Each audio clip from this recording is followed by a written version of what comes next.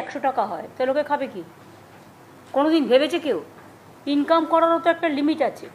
টাকাটা তো চাষিরা পাচ্ছে না, এটা ট্রেডার্সরা কয়েকজন পাচ্ছে।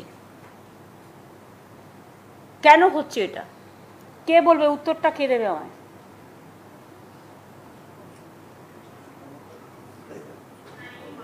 উত্তরটা কে দেবে?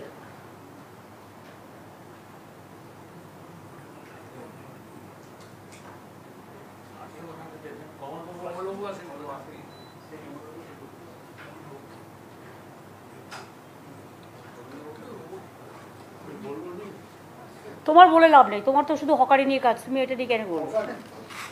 তুমি তো এটার মধ্যে তুমি তো কিছু করতে পারবে না, তুমি এটা নিয়ে কী করবে? সেটা নয়, তুমি তো এটা নিয়ে কাজ করো না।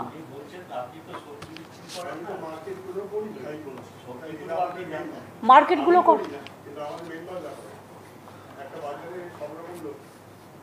বলো, কি বলবে? 1 মিনিটে বলো। আমি বলছি যে যেটা পরিস্থিতি হয়েছে সেটা মূলত যে 2 মাস ধরে একটানা গরম চলেছে তার একটা অন্যতম কারণ বলেই আমাদের কাছে মনে হয়েছে। আমরা রেগুলার সার্ভে করেছি, আপনি যেভাবে বিগত 12 বছর ধরে আমাদের দেখিয়েছে, তাতে দেখেছি মূলত এত দাম বৃদ্ধির কারণ হচ্ছে জিনিসের যোগান কমে যায়। তো আশেপাশে যেসব জেলাগুলোতে এগুলো হতো সেখানে সমস্ত নষ্ট হয়ে গেছে লাগাতার। যার জন্য যেটা আমাদের কাছে খারাপ দিকে লাগছে সেটা হচ্ছে আলু এবং পেঁয়াজের দাম। ওটা বোধহয় এতটা যাওয়া উচিত হয়, কারণ ওটা কীভাবে হবে, কী করবে, এখানে যারা আছেন ওরা নিশ্চয়ই এটা বলবে। আপনি এটা দেখুন। ঠিক আছে, আপনার কাছে আমি মোটামুটি একটা শুনলাম। আমার ওপিনিয়নটা, আমাদের যেটা ইনফরমেশন, এটাকে একটু সরিয়ে দাও তো এদিকে, তোমার মুখ দেখা যাচ্ছে না, এদিকটা সরিয়ে দাও। আমাদের রাজ্য মন্ত্রিসভার সহকর্মীরা সহ এখানে যেসব ডিপার্টমেন্ট এসছেন সকলকে নিয়ে ভার্চুয়াল মোডেও আমাদের ডিএম এসপিরা সকলে আছেন, তাছাড়াও লাইন ডিপার্টমেন্ট আছে, কৃষি বিপণন দপ্তরের প্রতিনিধি, কৃষি দপ্তরের প্রতিনিধি, ফুড ডিপার্টমেন্ট থেকে শুরু করে, পুলিশ থেকে শুরু করে, হর্টিকালচার থেকে শুরু করে, আরবান থেকে শুরু করে, রুরাল থেকে শুরু করে সবাই আছে। এবং বিভিন্ন বাজার কমিটির সদস্যরা, বাজার নিয়ন্ত্রণ সংক্রান্ত রাজ্য সরকারের টাস্ক ফোর্সের মেম্বাররাও আছেন। দেখুন, এটা তো ফ্যাক্ট, সারা দেশ জুড়ে নিত্য প্রয়োজনীয় জিনিসের দাম নাগালের বাইরে চলে গেছে। অ্যান্ড প্রাইস রাইজটা এটা কিন্তু স্টেট সাবজেক্ট নয়, এটা সেন্ট্রাল সাবজেক্ট। কিন্তু central government has completely failed in controlling the prices of essential commodities in the country, যেটার জন্য আমরা সকলে সাফার করছি। বাট কেউ যদি একজন চোখ বন্ধ করে থাকে, তো আমরাও বা কেন আমাদের চোখটা খুলে ওদের চোখটা খোলানো শেখাবো না? লাস্ট 10 দিনে আমার মনে হচ্ছে দামটা আরও বেশি বেড়ে গেছে, নতুন গভর্নমেন্ট ক্ষমতায় আসার পর। হয়তো শেয়ার টেয়ারে টাকা তুলেছে বা পার্টি ফান্ডে টাকা দিয়েছে, কিছু একটা ব্যাপার হবে, আমি নাম করে বলছি না, বাট কিছু একটা হয়েছে যার জন্য সরাসরি মানুষের টান পড়েছে হেসেলে।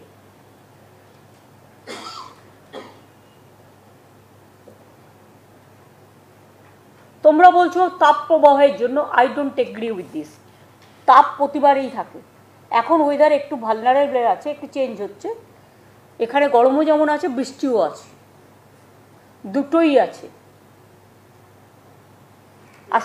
আসলে 3 মাস ধরে ইলেকশন চলছে, সেই সময়টা যে যত পেরেছে কামিয়ে নিয়েছে। গভর্নমেন্টটা তো তখন ইলেকশন কমিশনের আন্ডারে চলে যায়, আর ইলেকশন কমিশনের তো এসব দেখার দরকার নেই, শুধু অফিসার চেঞ্জ করলেই কাজ হয়ে যায়, আর রুলিং পার্টির দালালি করলেই হয়ে যায়। ফলে অফিসাররাও সব মনে করে ইলেকশন এসে গেছে, 3 মাস কাজ করতে হবে না, ঘুমিয়ে পড়ে। যে কেয়ারটা নেওয়া উচিত ছিল সেই কেয়ারটা ঠিক মতো নেওয়া হয়নি।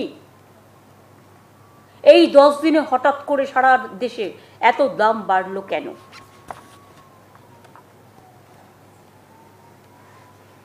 পাইকারি মালের যোগান কমে গেছে কেন? এগুলো আমার কোয়েশ্চেন। কিছু জিনিসের দাম আগের বছরের তুলনায় বেড়েছে। আলু, পেঁয়াজ, রসুন, বেগুন, লাউ, শসা, কাঁচা লঙ্কা, সব কিছুর দাম, টমেটো, পটল, করলা, ভেন্ডি, এর দামও আকাশ ছোঁয়া। যদিও গতবারের তুলনায় কিছু কিছু জিনিসের দাম কম হয়েছে, কিন্তু এখন আমি দেখতে পাচ্ছি বর্ষা এসে গেছে, তাও কিন্তু দাম কমার লক্ষণ নেই। বাজারে যেতে মানুষ ভয় পাচ্ছে। তুমি কথা কম বলো, যখন আমি মাইকে কথা বলছি তুমি শোনো আমারটা।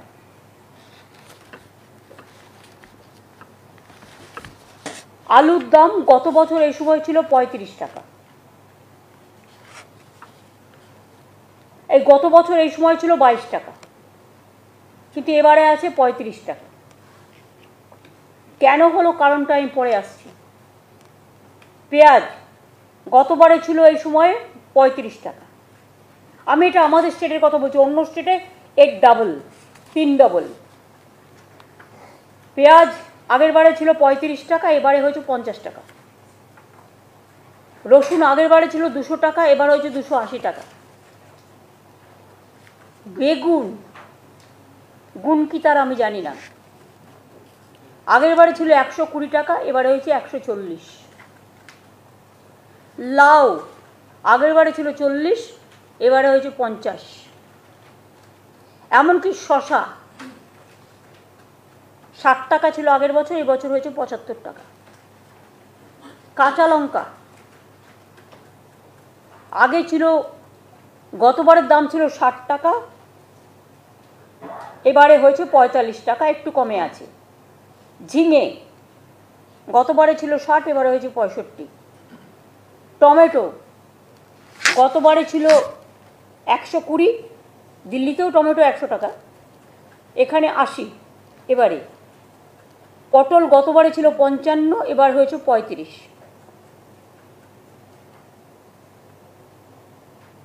করলা গতবারে ছিল 100, এবার হয়েছে 75। ভেন্ডি গতবারে ছিল 80, এবার হয়েছে 75। অর্থাৎ দাম কমেছে গতবারের থেকে কিছু কিছু, যেটা কাঁচা লঙ্কা, ঝিঙে, তাও ঝিঙে হিসেবে দামটা খুব বড্ড বেশি। টমেটো 80 টাকা কিলো হওয়া উচিত নয়। পটল 35 টাকা, বাপরে বাপ। করলা ভাজলেই এইটুকু হয়ে যায়, 75 টাকা। ভেন্ডি, ঢ্যাঁড়স, নামটাই ঢ্যাঁড়স, তারও এত দাম, তার লোকে খাবে কি? আলু, অন্য রাজ্যে আলুর দাম চলছে 45 টাকা, পেঁয়াজ চলছে 70 টাকা। নাসিকের পেঁয়াজের দাম ক্রমাগত বাড়ছে। আমাদের এখানে আলিপুরে পেঁয়াজের দাম কি বললাম? দাঁড়াও, কতবার সে তুলনা করি। আলু আগের বারে ছিল 35, এবারে হয়েছে 22। আর পেঁয়াজ আগের বারে ছিল 35, এবারে হয়েছে 50। এটাকে ফিরিয়ে আনতে হবে। পেঁয়াজের আপনারা নাসিক থেকে কেন আনেন? আমি নাসিক থেকে পেঁয়াজ কেন আনবো? আমি তো এখানে পেঁয়াজের স্টোরও বানিয়ে দিয়েছি। নাসিকের থেকে আনতে গিয়ে ট্রান্সপোর্ট খরচা আমার কি বাড়ছে না? ডিসেম্বরে আমরা আত্মনির্ভর হয়ে যাব। কেউ কোনোদিন একথা ভাবেনি যে আমাকে মাছ আনতে হবে অন্ধ্রপ্রদেশ থেকে, ডিম আনতে হবে হায়দ্রাবাদ থেকে, পেঁয়াজ আনতে হবে নাসিক থেকে। কেন বাংলা তৈরি করতে পারে না? আমি আপনাকে বলছি সেটার উত্তর আগে। আমাদের বাজারেও পেঁয়াজের যে দামটা হয়েছে সেটাকে কমিয়ে দিতে হবে। আগে থেকে আপনারা যদি আচ্ছা, এবার আমি প্রথমে বলে নিই যে সুফল বাংলা থেকে আমরা অনেকগুলো আউটলেটে 10 টাকা করে কমে দিচ্ছি বাজার থেকে। আমাদের বাংলা জুড়ে মোট 468টি সুফল বাংলা আউটলেট চলছে। কলকাতা সংলগ্ন অঞ্চলে 378টি এবং জেলাতে 90টি থেকে মানুষ আলুসহ সমস্ত সব সবজি 10 থেকে 15%, 10% থেকে 15% কম দামে পাচ্ছেন। এবার আমি যেটা বলবো সেটা হচ্ছে agri marketing department please take proper care. নাসিকের পেঁয়াজের ওপর ভরসা না করে আপনারা আমাদের নিজস্ব সুখসাগর ভ্যারাইটি পেঁয়াজ চাষিদের কাছ থেকে অলরেডি যেটা আপনারা কিনছেন, যেটা আমরা প্রডিউস করছি, এটা আমি আসার পরেই প্রথম আমরা চালু করি বাঁকুড়া দিয়ে, এখন এটা মুর্শিদাবাদ সহ বিভিন্ন জেলায় হয়। আমরা কেন চাষিদের কাছ থেকে আরও বেশি করে কিনছি না? তাহলে চাষিরা দামটা পায়। চাষিরা দামটা পাচ্ছে না, তার কারণ আপনারা নাসিক থেকে কিনলে কি কমিশন পান? সরি টু সে, আমি জানি না। প্রদীপদা আপনাকে আমি বলবো এটাকে দেখতে, টেক কেয়ার করে। নাসিকের থেকে আমার কাছে নিয়ারেস্ট কোনটা? ঘরের পাশে আমার চাষিরা যেটা তৈরি করছে সেটা। আমি কেন তাদের কাছ থেকে না কিনে আমি চলে যাচ্ছি নাসিকে? ওয়াই? What for?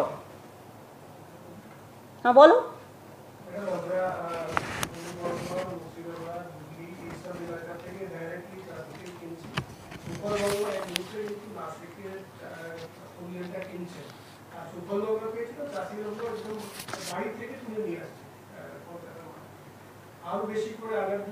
আমি তোমাদের যেটা 100% কৃষকদের থেকে কেনার জন্য বলছি, তাহলে তুমি দেখো আগামী 10 দিনে এই দামটা যেটা বেড়েছে সেই দামটা আগের বারের দামে চলে আসবে।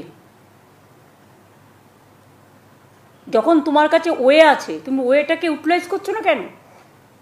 পেঁয়াজের জন্য তো কোল্ড স্টোরেজও করে দেওয়া হয়েছে। হুগলি, বর্ধমান, নদিয়া, মুর্শিদাবাদ খুব ভালো চাষ করে, বাঁকুড়া থেকে শুরু করে। পেঁয়াজ ওদের কাছ থেকে কিনে নাও, সুফল বাংলাতেও দাও, মার্কেটেও দিয়ে দাও। নাসিক থেকে আনার প্রবণতা বন্ধ করো। আগে তো আমরা এফসিআই থেকে চাল কিনতাম, কমিশন খেত কেউ কেউ, এখন তো আমরা মার্কেট থেকে নিই,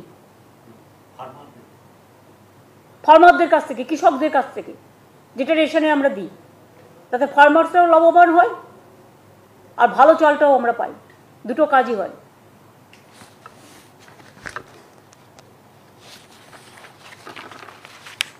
আমি অনেক স্টাডি করে এটা করেছি। সুফল বাংলায় এখন বাজার দরের থেকে কেজি প্রতি 8 টাকা কমে পেঁয়াজ বিক্রি করছেন। সুখসাগর বেশি করে বিক্রি করলে দাম হয়তো আরও কমানো যাবে। আমি যেটা বললাম, দ্যাট ইজ মাই প্রপোজাল। পেঁয়াজ স্টোর করার জন্য আমরা চাষিদের প্রায় 4000 পেঁয়াজ গোলা তৈরি করে দিয়েছি। সেখান থেকে আমরা নিচ্ছি না কেন?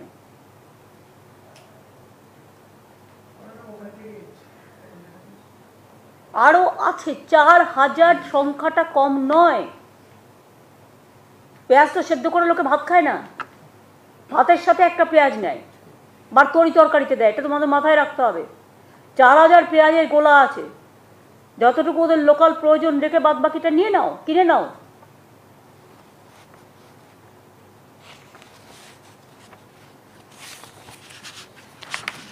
আবহাওয়ার জন্য কিছু নষ্ট হয়, নো ডাউট, কিন্তু আমরা তো কৃষকদের সঙ্গে সঙ্গে শস্য বিমা বিনা পয়সায় সব কিছুই তো আমরা করে দিয়েছি। আমরা তো রাজ্যের কৃষকদের মোট 640 কোটি টাকা শস্য বিমার জন্য ক্ষতিপূরণ দিয়েছি। যাদের সবজি নষ্ট হয়েছে তাদের 1 পয়সাও কৃষকদের দিতে হয় না। আলুকেও আমরা শস্য বিমার আওতায় নিয়ে এসেছি। আলু চাষিদের আমরা এবছরেই শুধু 322 কোটি টাকার ক্ষতিপূরণ দিয়েছি। তাহলে আমার দাম বাড়বে কেন?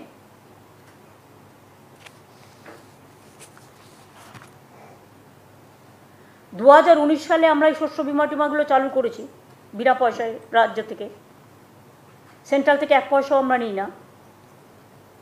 এই বাংলা শস্য বিমা প্রকল্পে 1 কোটি ক্ষতিগ্রস্ত চাষিকে, যদি 11 কোটি পপুলেশন হয় বা 10 কোটি, 1 কোটি তো ক্ষতিগ্রস্ত কৃষককে আমরা সাহায্য করেছি। কত টাকা লেগেছে জানেন আমাদের গভর্নমেন্টের জন্য? স্টেট গভর্নমেন্ট থেকে 3133 কোটি টাকা। এটা আপনাদের মনে রাখতে হবে, এটা একটা বড় কাজ। কেন দিয়েছি? যে ওরা ভালো করে তৈরি করুক, বাজারে লোক যাতে সস্তায় পায়। কিন্তু ফলটা যদি উল্টো হয় কিছু দালালের জন্য, কিছু মুনাফা খরচের জন্য, আমি সেটা কিছুতেই করতে দেবো না। দেখুন, চাষিরা কেজি প্রতি 15 টাকা বেশি দাম পায়নি আলুর, কিন্তু বিক্রি হচ্ছে 35 টাকা 40 টাকা। পুলিশকে আমি বলবো, এনফোর্সমেন্ট ব্রাঞ্চ, পুলিশ বাজারগুলো আবার কিন্তু যেরকম আমরা করতাম ভিজিলেন্স দিয়ে গিয়ে গিয়ে দেখা, ওগুলো করতে হবে। আমার মনে হয় বেশি মুনাফার লোভে ও কিছু লোক আছে না, ভীষণ লোভী হয়ে গেছে, আরও চাই আরও চাই। ফলে এর পেছনে কৃত্রিম একটা চাহিদা তৈরি করা হয়। যেমন দেখবেন, বেশি পাঠা বিক্রি করবে বলে মুরগির রোগ হয়েছে, রুটি দিয়ে দেওয়া হয়, ফলে লোকে ভয় মুরগি খায় না, তখন পাঠাটা বেশি বিক্রি হয়। আবার পাঠার রোগ হয়েছে বলে মুরগিটা বিক্রি হয়। এসব নানা রকম চক্র কাজ করে, বড় চক্র, এদের চোখে দেখা যায় না, বাট মাস্টার পিস অফ। এটাকে দেখে রাখাই তো আমাদের কাজ। বড় ব্যবসায়ীরা কোল্ড স্টোরেজে আলু আটকে রেখে দেয়। আমার এখনো 45 লাখ মেট্রিক টন আলু কোল্ড স্টোরেজে পড়ে আছে। নতুন আলু আবার কবে উঠবে? নভেম্বর ডিসেম্বরে, জানুয়ারি, এখন পেঁচিয়ে গেছে।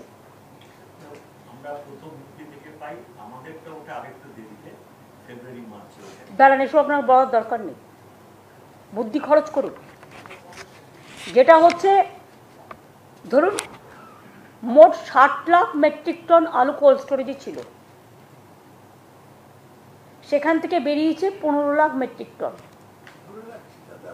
দাঁড়ান, 45 লক্ষ মেট্রিক টন এখনো ধরে রেখে দিয়েছে। কেন? আপনারা এক্সটেনশন দেবেন না বারবার, 25% রেখে দেবেন আপ টু জানুয়ারি চালাবার জন্য, কিন্তু বাদ বাকিটা বের করুন কোল্ড স্টোরেজের আলু, ছেড়ে দিন মার্কেটে, পুরোটা একসাথে ছাড়বেন না। 45 লাখ মেট্রিক টন যেটা আছে, আপনি যদি, এটা কি মাস? জুলাই মাস, জুলাইয়ের 9 তারিখ, আমি জুলাই থেকেই ধরছি, July August September October November December, 6 মাস। আপনি যদি 25% রেখেও আপনি যদি 20%ও যদি করেন, 5 লাখ করে আপনি তুলুন, আপনার লাগে 6 লাখ মতো মাসে। তো 6 লাখ মতো হলে 6 6 36 হয়ে যাচ্ছে, 9 দিন পেরিয়ে গেছে অলরেডি, 36 হচ্ছে, তারাও তো 9 লাখ মেট্রিক টন ধরে রাখতে পারবে। হ্যাঁ, তো ঠিক আছে, আমার এত তর্ক করার দরকার নেই, তাহলেও তো আপনার থাকছে এক্সট্রা। কিন্তু বেরিয়ে দাম বাড়াচ্ছে কেন? তাহলে দামটা এত নেওয়া হচ্ছে কেন? কারা নিচ্ছে? কি কারণ? এত ফেসিলিটিস দেওয়ার পরেও এই আলুটা বাইরে বিক্রি করে দেওয়া হচ্ছে না তো, রাজ্যের বাইরে। দাঁড়ান, বর্ডার চেকিং হবে, আমার রাজ্যে আগে আমার চাহিদা মিটবে, তারপরে বাইরে আমি মেটেরিয়াল পাঠাবো। আমার পেঁয়াজ চলে যাচ্ছে বাংলাদেশে, আমি তো যেতে বারণ করিনি, আমার পোষাবে তারপরে তো আপনি দেবেন। নাসিক থেকে নিক, কোনো অসুবিধা নেই, ওই নাসিকে পেঁয়াজ বেশি হয়। আমার পেঁয়াজ এখানে বিক্রি না করে মুনাফাখোররা চলে নিয়ে যাচ্ছে অন্য দেশে, আর আমার রাজ্য কেন সাফার করবে? এটা কি আমার দায়িত্ব দেখার, না এগ্রিকালচার মিনিস্ট্রির দেখার দরকার?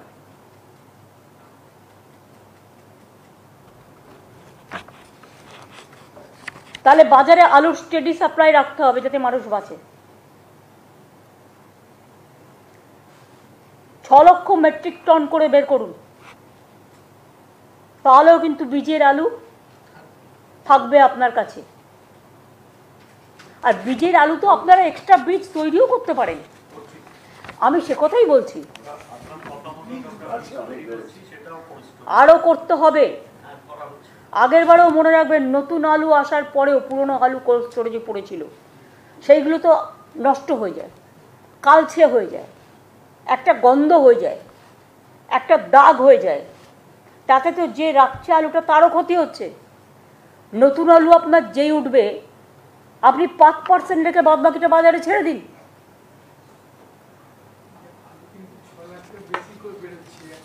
ভাই ভাই দামটা কেন বাড়লো? কেউ দেখার ছিল না। প্রোডাকশনের সময় মানে দুবার করে বৃষ্টি হওয়ার জন্য দুবার করে চাষ হয়েছে এবং আলুর সাইজগুলো মানে ম্যাক্সিমাম বর্ধমান, মেদিনীপুর বা হুগলির একটা বড় জোনে আলুর সাইজ ছোট হয়ে গেছে এবং সেই সাইজ ছোট হওয়ার জন্য এবার আলুটা গ্রেডিং করে যদি বড় আলুগুলো শুধু মার্কেটে কলকাতা মার্কেট বড় আলুগুলো প্রেফার করে, যার ফলে দামটা এরকম হয়ে যাচ্ছে। না, এরকম হবে না। একটা বস্তা ঢাললে পরে শুনুন, আমি একটা কথা বলি, এসব বললে হবে না, এসব লেম এক্সকিউজ। বর্ষা হলো বলে সাইজটা ছোট হয়ে গেল, এবার কি? আমি তো কখনো শুনিনি। এ তো বৈজ্ঞানিকদের দেখে রিসার্চ করার ব্যাপার।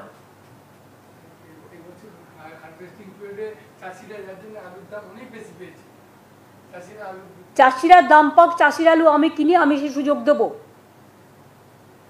চাষিদের কোনো ক্ষতি হোক, এটা আমরা কখন, এই জন্যই তো 3,000 3,500 কোটি টাকা খরচ করেছি। আপনাকে বুঝতে হবে, মুনাফা করারও তো একটা লিমিট থাকবে। এমনকি এমন সবজি কখনো পুলিশ আটকায় না, সবজি মাছ তার গাড়ি ছেড়ে দেয়। এমনকি আগে রাস্তায় রাস্তায় যে সবজি গাড়িগুলোতে ট্যাক্স নেওয়া হতো সেগুলো বন্ধ করে দেওয়া হয়েছে। এত কিছু স্টেপ নেওয়ার পরেও আপনারা যদি পথ না দেখায়, পথটা কে দেখাবে?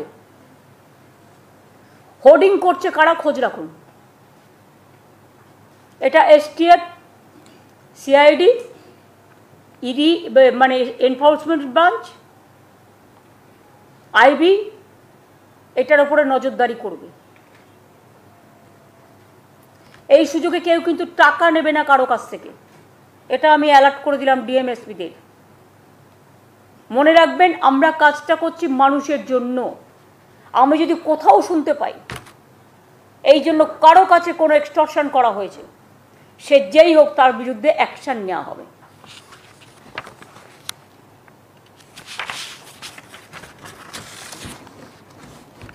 আমি মজুতদারি ফোরেদের বারবারান্ত ঠেকাতে একটা টাস্কফোর্স তৈরি করে দিয়েছিলাম,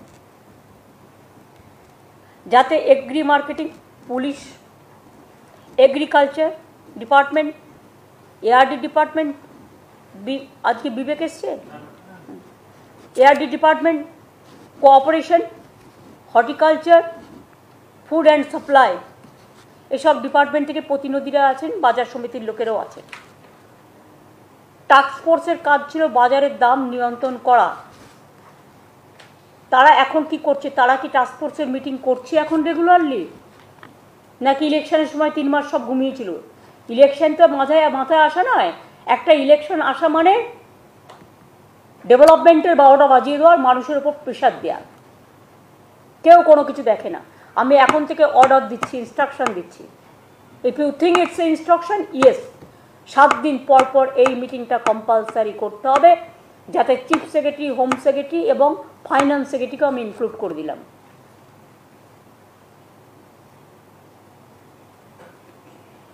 পুলিশের ডিজিও যেমন থাকবে, এডিজি ল অ্যান্ড অর্ডার থাকবে, কমিশনারগুলো থাকবে, কলকাতা পুলিশও থাকবে, কমিশনাররা থাকবে, এসপি থাকবে। আপনারা ডিস্ট্রিক্ট লেভেল থেকে এই রকমভাবে ভার্চুয়ালি করে তাদের কাছ থেকে রিপোর্ট নেবেন। আর বাজার কমিটিকেও তো আমরা ডিপ্রাইভ করছি না, আমরা তাদের ওপিনিয়নও নেব কী করলে আরও ভালো হয়। আর আমাকে প্রতি সপ্তাহে রিপোর্ট দিতে হবে কত রকম লোক। লাগাম ছাড়া যদি সব কিছু হয়ে যায়, তাহলে মনে রাখবেন আপনার ব্যবসাও কিন্তু লাগাম ছাড়া হয়ে যাবে। তখন কিন্তু রাশ টানতে হবে। আর একবার যদি আমি রাশ টানার চেষ্টা করি, তাহলে কিন্তু আপনাদের প্রবলেম কম হবে না, বেশি হবে। এটা মাথায় রাখতে হবে। বুঝতে পারলেন কিছু? যারা আমার বাজারের বন্ধুরা আছেন, ট্রেডার্সরা আছেন, আচ্ছা আপনি বলুন তো, আপনি চাষিদের ব্যাপারটা ভালো বোঝেন। হ্যাঁ বলুন। বাংলার যে সবজি, যেটা নিয়ে আপনি বললেন এখানে, বাংলার সবজি বৃষ্টি হয়নি, যার জন্য সবজি নষ্ট হয়ে গেছে। বৃষ্টিপাত শুরু হয়েছে, আশা করি 10 থেকে 15 দিনের মধ্যে বাজারে কিন্তু বাংলার এই যে আপনি ভেন্ডি, কটন, আমি আপনাকে বলছি উইদিন 10 days দামগুলো কমাতে হবে। কি করে করাবেন, কি করে করবেন, সেটা আপনাদের ব্যাপার। আমি সবাইকে দায়িত্ব দিচ্ছি, টাস্ক ফোর্সকে দায়িত্ব দিচ্ছি to take care for that. এগুলো দিদি কমবে।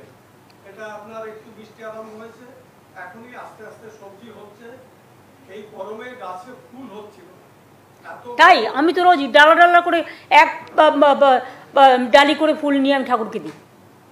আমার বাড়িতে গাছে তাহলে অত ফুল হয় কি করে? সবজি গাছের ফুল, সবজি গাছের ফুল সব নয়, হয়তো কিছু কিছু জায়গায় হতে পারে, শুকিয়ে সব জায়গায় নয়। আপনাকে একটা সিস্টেম করতে হবে, এগ্রিকালচারকে আমি ভেবে দেখতে বলবো। আজকে ধান ভিজে গেলে বন্যায় সুন্দরবনে যে ধানগুলো আগে নষ্ট হতো, আজকে আমরা রিসার্চারদের দিয়ে পরীক্ষা করিয়ে আমরা সেই ধানগুলো আজকে স্বর্ণ ধানে পরিণত করেছি। ফলে আমার সুন্দরবনের ধানটা বা যেগুলো দীঘা বা মেদিনীপুর বা কন্টাই এদিক দিয়ে বা ওদিকে সুন্দরবন এলাকায় যে ধানগুলো নষ্ট হতো, আজ কিন্তু ধানগুলো নষ্ট হয় না, কারণ সেই ধানটা আমরা বিক্রি করি, চাষিদের লাভ হয়। সেই রকম বাজারও আছে। সেরকম আপনারা যখন খুব গরম পড়বে কি করে সবজিটাকে বাঁচানো যায়, তার একটা রিসার্চারদের ডেকে একটা টিম করে সার্ভে করান, যাতে ভবিষ্যতের জন্য এটা আমাদের কাজে লাগবে। এবছরে হয়তো এটা কাজে লাগবে না, কারণ it is over, the chapter is over. ইলেকশনের জন্য অনেকটা হয়েছে, আর সেন্ট্রাল গভর্নমেন্ট তো কিছু দেয়ও না আর টেক কেয়ারও করে না। যাকে আমরা আমাদের তরফ থেকে যতটা পারবো আমরা টেক কেয়ার করবো, কারণ we are concern about the people. এইটা ভাবুন প্রদীপদা, কয়েকজনকে কাজে লাগান। যদি অতিবৃষ্টি হয়, আমাদের শস্য বিমা আছে, অতিবৃষ্টি হলে তুলে ফেলবেন, কুইক ডিসপোজাল করবেন, কোল্ড স্টোরেজে রাখবেন। যেমন পেঁয়াজের কোল্ড স্টোরেজ আছে, আলুর আছে, সেরকম শস্যর জন্য আমি হর্টিকালচারকে বলবো, সুব্রত আছে এখানে। আমি যেটা বলছি, সবজি থেকে শুরু করে, পটল থেকে শুরু করে, বেগুন থেকে শুরু করে, এদের জন্য কিন্তু কোল্ড স্টোরেজ করতে হবে, যেখানে সব কিছু রাখা যাবে, মানে সাইড সাইড, হ্যাঁ, মাল্টিপারপাস।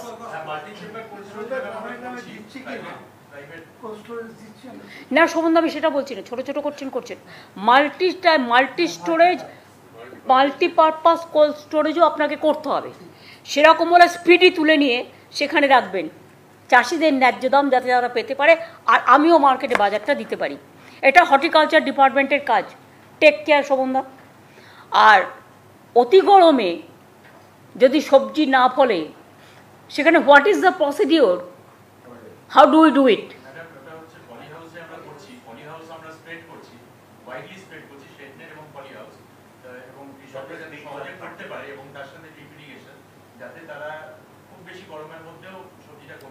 একটা তো পলি হাউস আমরা করেছি অলরেডি, ডিপ যেটা আপনি বলছেন, ডিপ ইরিগেশন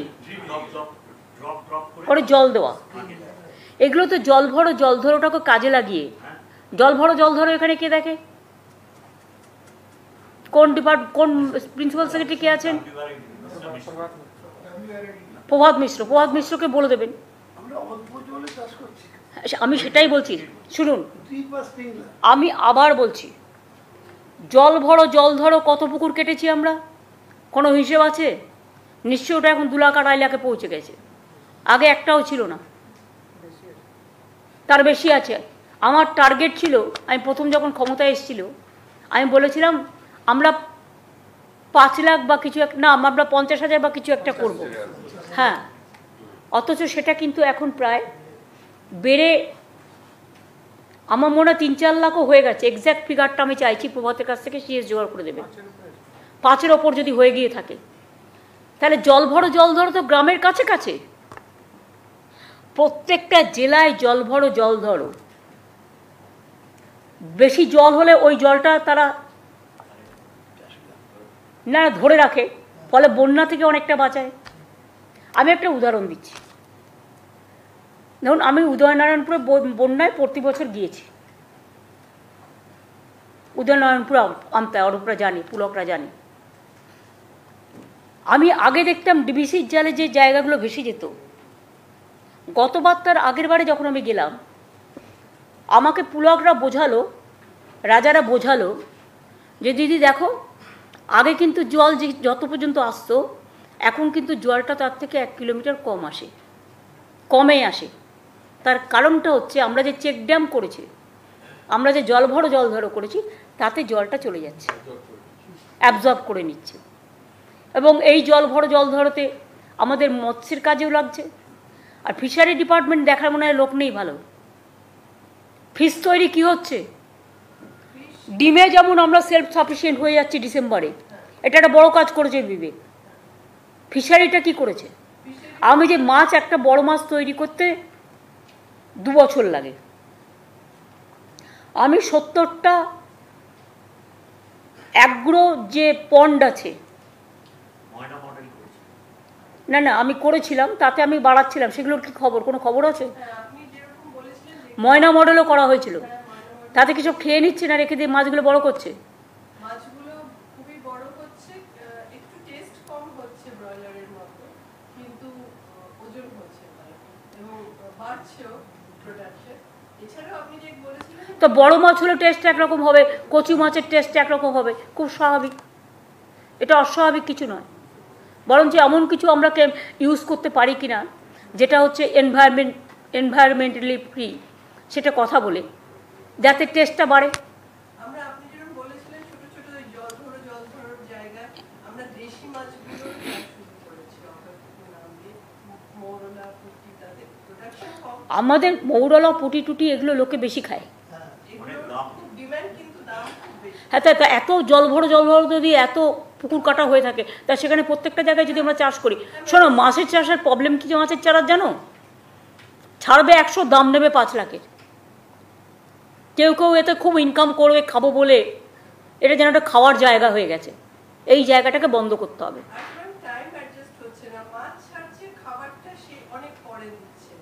তাহলে এটা একটা সেলফ হেল্প গ্রুপদের দায়িত্বগুলো দাও না। জল ধরো যার পুকুর, সে যদি কথা না শুনে ঠিক মতো না করে, দরকার একটা সেলফ হেল্প গ্রুপকে দাও, তারা সময় মতো খাবারটা দেবে এবং তার থেকে যে ইনকামটা হবে তার একটা পার্সেন্টেজ তারা পাবে, তবেই তো তোমার কর্মসংস্থানও বাড়বে।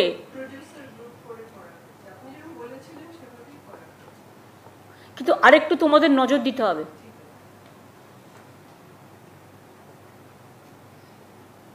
আমেরিকান কৈটিয়ার কি কোনো মাইনাস কিছু হচ্ছে হলে তোমাকে এখানে বলতে হবে না, আমার কাছে কিছু খবর আছে। Is it fact?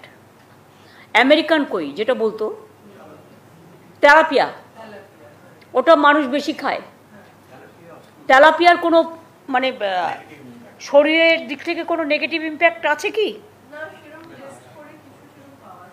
তাহলে এটা কেউ রটাচ্ছে, কিন্তু যারা রটিয়েছে তাদের বিরুদ্ধে তোমরা ধরছো না কেন? না হোক, কিন্তু তেলাপিয়া মাছটা বড় হয়, মানুষের খেয়ে পেট ভরে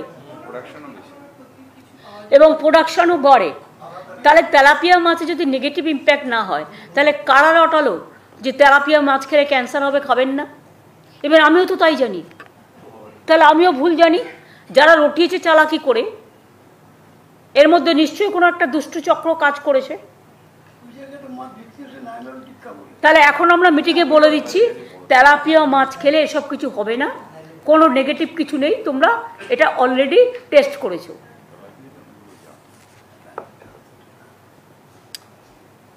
তাহলে দেখেছো আলোচনা করলে কত কিছু বেরিয়ে আসে। আর তেলাপিয়া মাছটা বাড়েও তাড়াতাড়ি, গ্রোথটাও তাড়াতাড়ি হয়। মানুষ, বাঙালিরা মাছে ভাতে থাকে, তাকে তো তুমি মাছটা পাতে দেবে। হায়দ্রাবাদ থেকে না এনে মাছে আমরা স্বয়ং সম্পূর্ণ কি করে হতে পারি? আমার মনে রেশমি, তুমি একটু বিবেকের সাথেও কথা বলে নাও, ওরা কিভাবে ডিমে স্বয়ং সম্পূর্ণ হয়ে যাচ্ছে ডিসেম্বরে। আগে একটাও ডিম আমাদের এখানে হতো না, মানে যা হতো গ্রামে গ্রামে বাড়িতে হতো, ধরুন মুরগি আছে, হাঁস আছে, হাঁসের পোলট্রি ছিল না। এটা নিউ আইডিয়া, নিউ কনসেপ্ট, হাঁসের পোলট্রি আমরা করেছি এখন। ফলে এগুলোকে দেখে নিতে হবে। আর টাস্ক ফোর্সকে এখন একদম, যতদিন আমি না বলবো ততদিন এটা কন্টিনিউ করবে। এই মিটিংটা যে কোনো কাজের মধ্যেও সপ্তাহে 1 ঘন্টা করে নিতে হবে। বড়বাজারে কি খবর?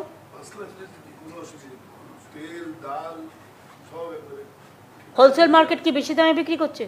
রিটেলে কিছু আমরা করতে পারবো। না, তো রিটেলই বা এক দামে কিনবে, ধরো 10 টাকায় কিনলো আর 20 টাকায় বাজারে গিয়ে বিক্রি করবে কেন? রিটেল মার্কেটের সঙ্গে আমাদের অনেক ডিফারেন্স। প্লিজ দেখতে হবে এটাও। ধরো তুমি এক ঝাঁকে তারা কিনলো একটা মেটেরিয়ালস, কিনলো 10 টাকায়, তার ট্রান্সপোর্ট কস্ট বড় বজোর 2-3 টাকা লাগতে পারে কেজি প্রতি, যদি অনেক বেশি হয়। সে কেন বিক্রি করবে 20 টাকা 30 টাকায়? এটা হচ্ছে, এটাকে আটকাতে হবে। রিটেল মার্কেটে বেশি দাম নিচ্ছে, মার্কেটগুলো সার্ভে করো। আর একটা হচ্ছে লাল, দেখবে লেক মার্কেটে একটা দাম তো কালীঘাট মার্কেটে আর একটা দাম, হাতিবাজারে একটা দাম তো বড় বাজারে আর একটা দাম, শিয়ালদা মার্কেটে একটা দাম তো যোগবাজারে আর একটা দাম, যে যার মতো বাড়িয়ে যাচ্ছে। যেন এটা একটা মুনাফা করার খনি। মানুষ খাবে কি? এটাও কিন্তু সবকটা পয়েন্টে কিন্তু আমি আলোচনা করলাম। আমার মনে হয় না any point is left out. সুতরাং এটা দেখে নিতে হবে ভালো করে। তোমার মাল্টিপারপাস কোল্ড স্টোরেজ করতে কতদিন লাগবে? নেক্সট ইয়ার থেকে তো কাজে লাগাতে পারবে। সেটা দেখো চটপট এমার্জেন্সি বেসিসে করো, যাতে গরম আবার বেশি আসার আগে আমরা যাতে এটাকে কাজে লাগাতে পারি।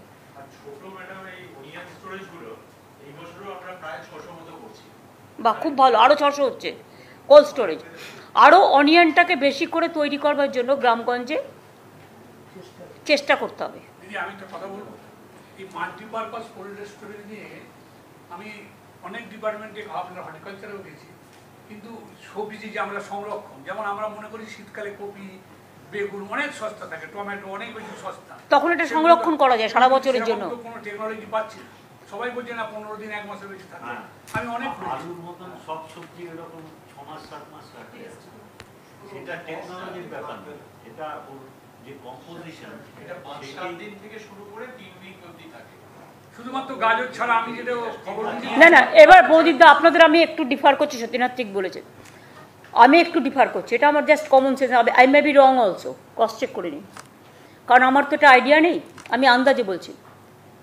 আলু যদি থাকতে পারে, আলুটা শক্ত হয় তাই থাকে, পেঁয়াজটা শক্ত হয় তাই থাকে, ফুলকপি তো শক্ত হয়, তাহলে কেন থাকবে না? গাজর শক্ত বলে গাজরটা প্রিজার্ভ করা যায়, ফুলকপিটাও তো শক্ত হয়, তাহলে কেন থাকবে না?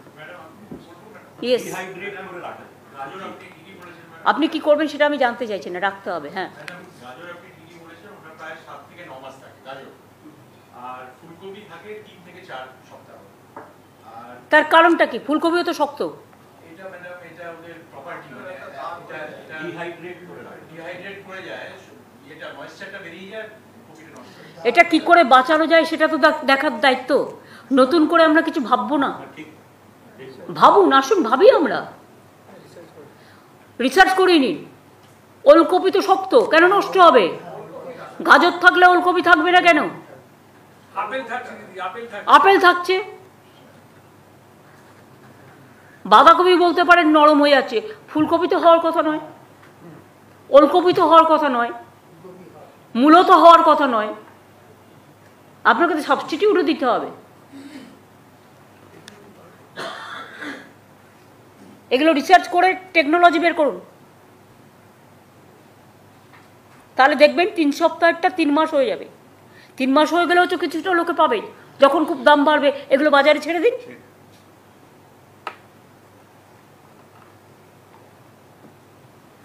আর কারো কিছু বলার আছে?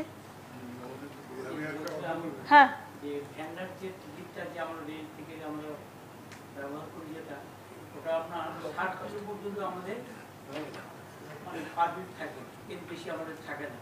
তো এক একটা ঝাঁকায় যখন 300, 250, 400 কিলো মাল হলে তখন এখানে আমাদেরকে 3 জায়গায় পয়সা দিতে হয়। না ভেন্ডারে যেটা কতটা অ্যালাউ করে রেলে? দিদি, এটা আমি বলছি আপনাকে। হ্যাঁ বলুন। এই ভ্যান্ডারদের টিকিটের ব্যাপারে আমি গত বছর ডিআরএম সাহেবকে চিঠি দিয়েছিলাম। ওসব ছাড়ুন, আপনি বলুন আপনাদের কথাটা কি সেটা বলুন। এখন বর্তমানে দিচ্ছে 200 কিলো, আর একটা ভ্যান্ডার টিকিটে 60 কিলো, 260। একটা লাইনের একটা ভ্যান্ডার 3 জন মিলিয়ে এই ব্যবসাটা করে। নেবার আমি একটা কথা বলি, রেলের সাথে কথা বলো, সবজিটা দাঁড়ান, সবজিটা তো এসেন্সিয়াল কমোডিটিস মধ্যে পড়ে, তাহলে সবজিটা 300 পর্যন্ত কেন অ্যালাউ হবে না? আমরা 300ই চেয়েছি। Yes, it is absolutely correct demand, এবং এক্ষেত্রে তাকে তো এসেন্সিয়াল কমোডিটিস তাকে তো অ্যালাউ করতে হবে।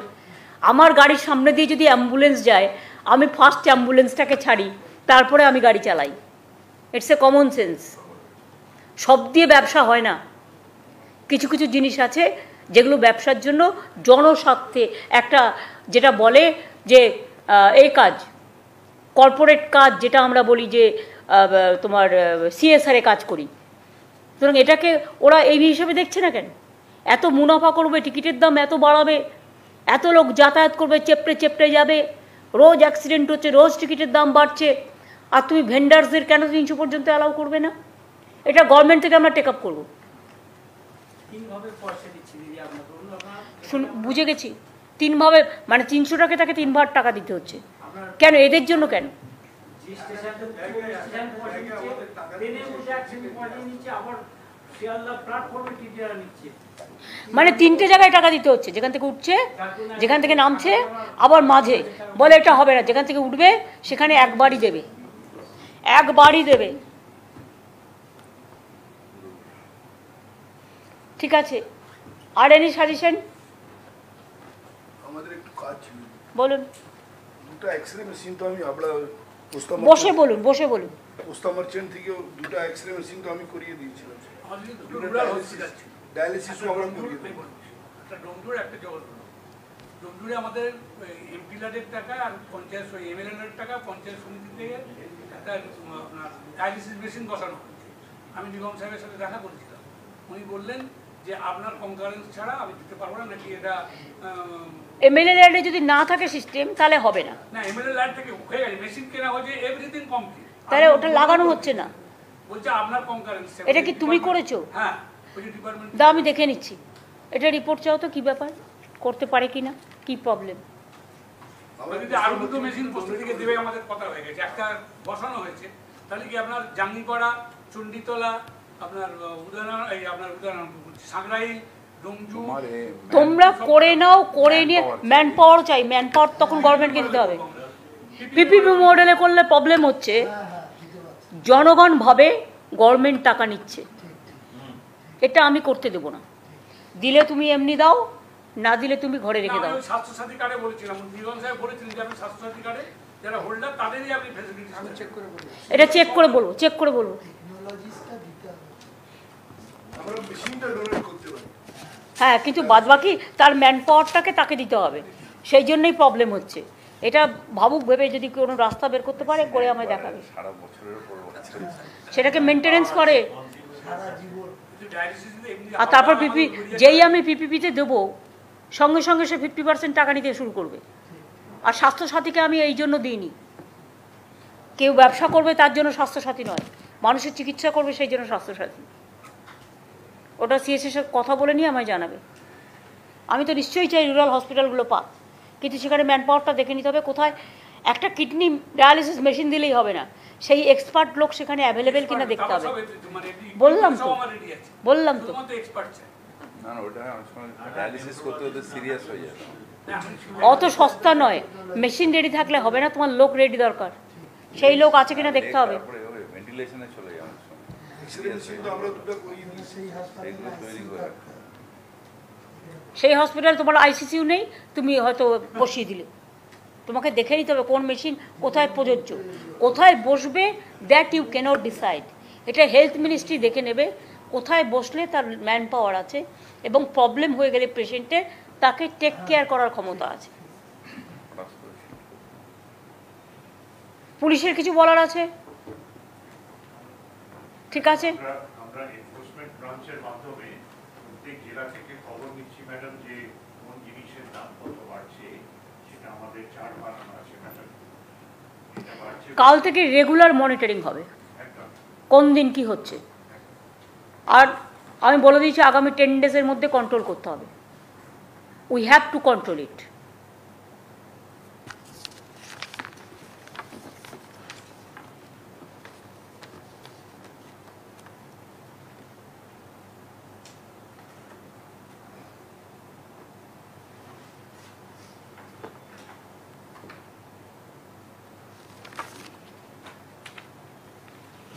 তাহলে মিটিং শেষ করে দিই।